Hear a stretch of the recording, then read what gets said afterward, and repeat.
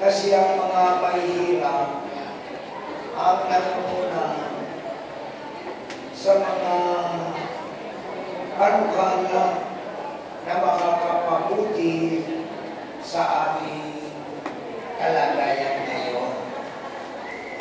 Kaya yung pag-ngiti ng Diyos, nakita niyo pag-ngiti? Pag hindi niyo alam ang ngiti ng Diyos, pumunta kayo sa harapan ng salamin, at pagkatapos tingnan niyo sarili niyo. Umiti kayo. Yun. Yun eh. Ngayon, pupunta tayo sa batasan.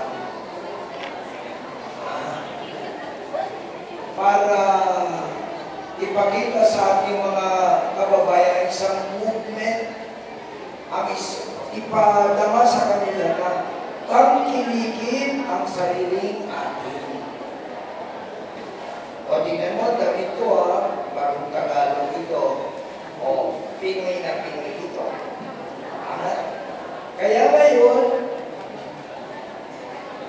bumili tayo ng mga pangangailangan po ninyo, bilhin natin na yung talagang gawang Pinoy. Kasi pagka tayo ay bumili ng gawang Pinoy, tinutulungan natin ang ating mga kababayan. Pero alam mo, ang ating mga kababayan ay ang ilang Pinoy. Oo, ayaw nyo yata eh. Bakit? Bumili nga kayo ng gatas, tingnan nyo yung gatas sa bahay nyo. Unlim. Tingnan mo ang gatas sa bahay nyo. Binili nyo yan sa SM. At doon sa SM, binili ninyo yan. Pero doon sa SM din, may katabi yung unlim. Gatas ng kalabaw. Hindi ninyo binili. Basbasan niyo po kami sa aming paglalakad.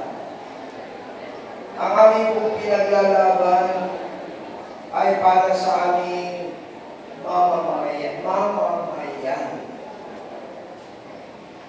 Tangkilikin ang atin. Lalaban po kami sa Kongreso para iski na ang ating mga babatas ay mabigyan ng ganitong mga pananaw.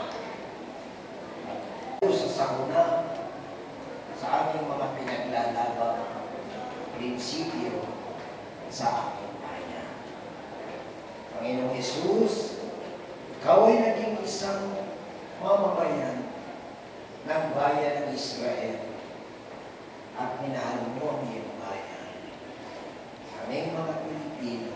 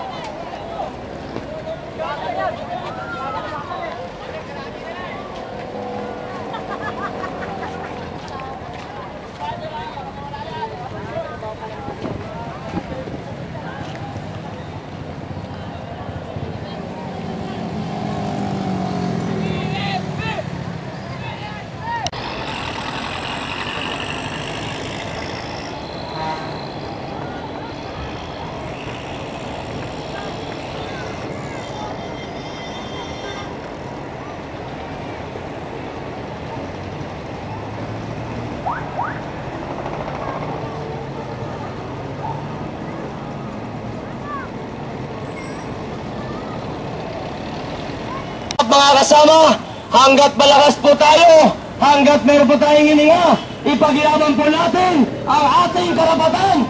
Ano ang mga karapatan ito?